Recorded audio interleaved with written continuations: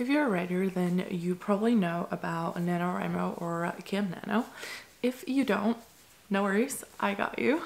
So in this video, I wanted to go over what Camp NaNo is, but also how to kind of pick a project for Camp NaNo and what to work on during the month of April. You can't say you didn't see this coming. Finally got some inspiration right again. So what is Camp NaNo? So Camp NaNo is basically a community writing challenge. So it's an international event that happens every year in April and July, and it is kind of a derivative of the NaNoWriMo, which is the National Novel Writing Month in November, where you write 50,000 words. So for camp, how this differs from NaNoWriMo is that for camp you can kind of pick whatever you want to work on like yourself, whereas for NaNoWriMo, which is in November, that one is very much so set with the 50,000 words for that month, and the April and July camps are very much so that you can pick something that you want to work on. Before you commit to anything for camp or NaNoWriMo in general, but for this video specifically, we're going to focus on camp. Before you pick anything, make sure you check your availability for the month to come. So in this case, we're going to focus on the month of April. You can also do this for July if you're watching this later in the year. Just check kind of where you're at that month and what the upcoming events are for you in your calendar in that specific month, because that might factor into if you want to participate and if you're going to, and how much time you're going to have to work on this. So you want to make sure you check your calendar in advance. To give an example, if you have a trip planned that's going to take 2 weeks out of the month for you, then you probably don't want to necessarily pin yourself down for a really big goal. You want to adjust your goal based on your availability for the upcoming month. Next up kind of comes the project picking phase. So what is it you want to work on for April? So in this case it's April, but whatever month you want to do this in, apply for the different month. So how do you determine what you want to work on? Kind of depends on where you are at in your writing stage or what you want to work on for this month. So as I said, for camp is very much so a you can pick your own goal kind of thing. You don't have to stick to a certain goal that is set for you like it is in November. You can kind of pick your own goal, which makes it very free, but it can also be overwhelming if you don't know what to pick. So some of the things that I can think of that you could do for camp is do the NaNoWriMo, but then just in April or a different month. So if you like that challenge of 50K in a month and you want to do that multiple times a year, who am I to tell you that you can't? You can set that same goal for camp if you want to. I'm personally not going to do that, but you could if that's what you want to do. If you enjoy kind of the drafting and I just want to get my words out on the page very fast and quick, then doing that might be what you want to do. If you already have a book that you wrote in November for NaNoWriMo, or in general you have a book that you have already kind of written a first draft of, then this might be the time that you can use to revise. So see if maybe there's a project that you want to revise for, and then this can be your goal. Or if you have some story idea that you've been mulling around in your head and you kind of want to outline it, then maybe writing the outline could be what you want to work on for camp. Like I said, you can basically work on whatever. You could also, for example, do I want to write a short story or multiple short stories. I want to write maybe a poem every day if that is something that you enjoy doing. I'm much more a person that enjoys writing longer stories. I have recently written a short story, so I might tap into that a little bit more in the future. But for now, you know, I'm gonna focus on my longer projects. But this can also be a good way to kind of interject with your normal writing schedule or your normal writing routine that you have and just do something completely different that you usually wouldn't do.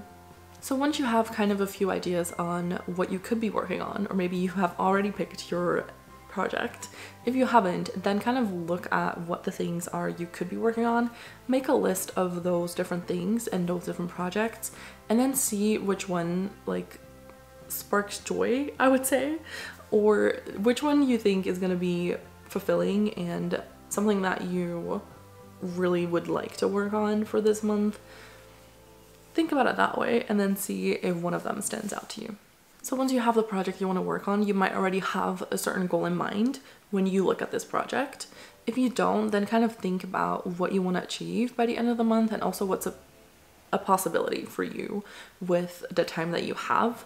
So if you are going away for those 2 weeks, factor that into your goal and don't set a goal of maybe 50,000 words if you know that you can't get those words in for 2 weeks. Then cutting it down to 2 weeks to write 50k is a short time. Some people might be able to do this, but just kind of see how you've been doing in the past and what you think you can achieve. Don't set yourself a too high of a goal, because then the likelihood of achieving that goal is, you know, lessened, and we want you to achieve the goal, right? We want you to be successful in reaching that goal, so make sure you set something that's attainable. So some examples for goals can be, I want to write the 50k like you do in November. Another idea might be that you want to finish your outline of a certain project, which you can then either put down into words. So if you know that you want to write a roughly 15,000 words for your outline, then you can say, I want to write around 500 words every single day for April, and then kind of see if that works for you. If you are more so a person that is gonna revise a project, so if you have already something on paper and that is what you want to look into and revise, then you might want to set out maybe the chapters that you have. So if you have like 20 chapters, if you have 30 chapters, something like that, if you have a specific number of chapters that you can reference and say, I want to do this many chapters in April, then that also works.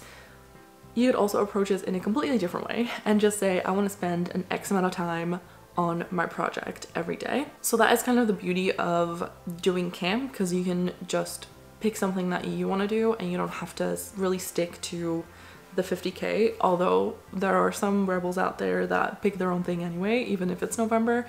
But for a camp, you're very much so free to pick what you want to work on and how you want to approach that and how you want to track that. So you don't have to track the words, you can just track the time if maybe that is something that fits better with you, or you can track the amount of chapters, something that is going to be helpful for you.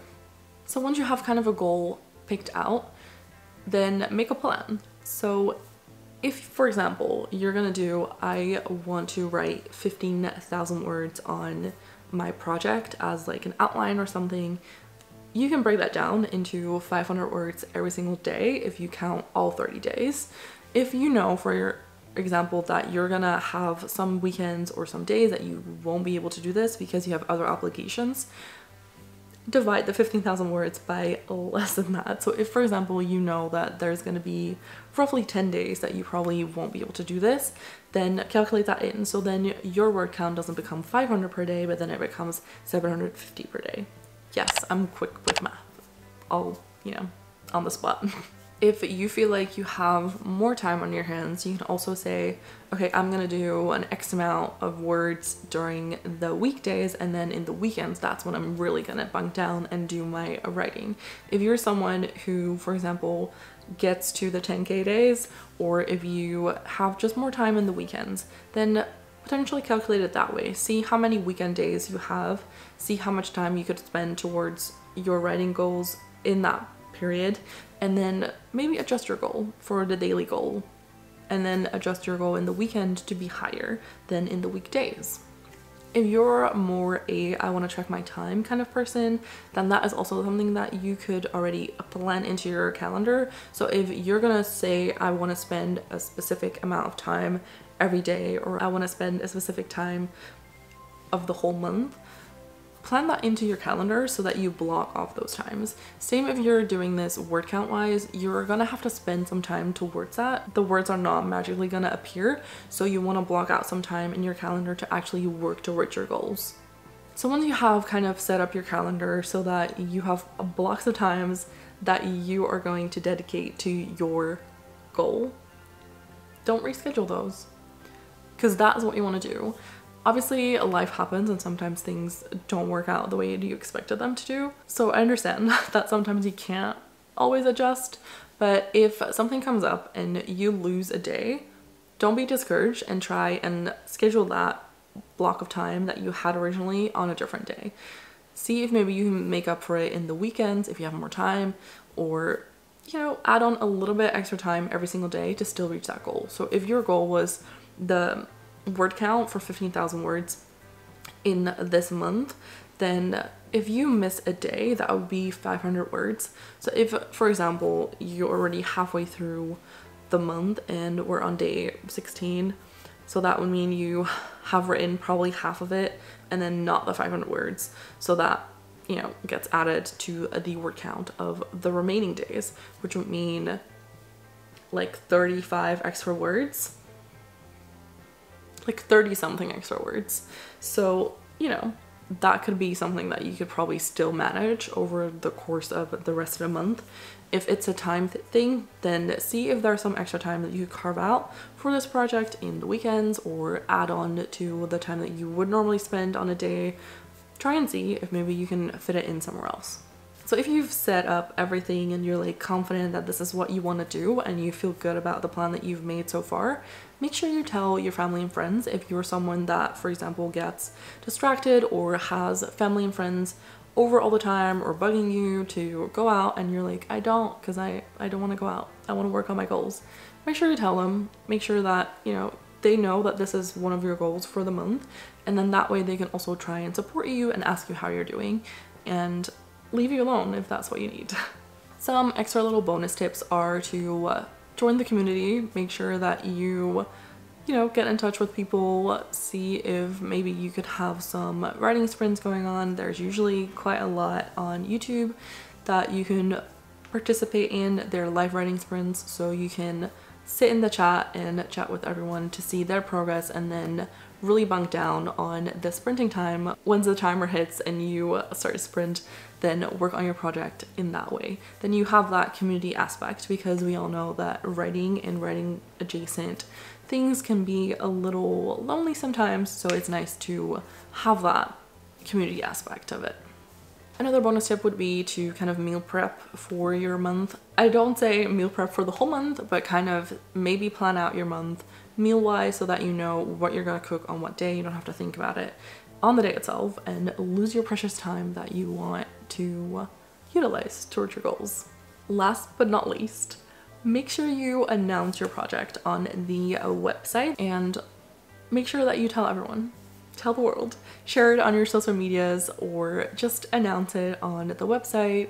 Find some other people that you can connect with and that can cheer you on, because accountability partners are a very nice way to kind of stay motivated and keep going towards your goals. So definitely do that. Alright, I hope this video was helpful and that you have gotten some good ideas on what you want to work on for Camp NaNo.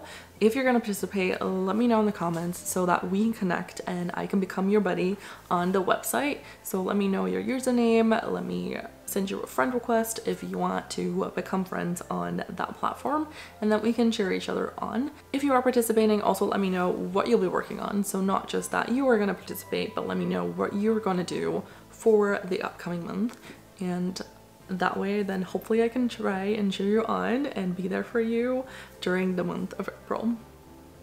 And with that, I'm going to leave you and hope that you have a good camp. I will be checking in during camp, doing my vlogs, so make sure you stay tuned, and then I will hope to see you in the next videos. If you are curious what I'm going to be working on for Camp NaNo, then you should definitely stay tuned, because that will be in next week's video.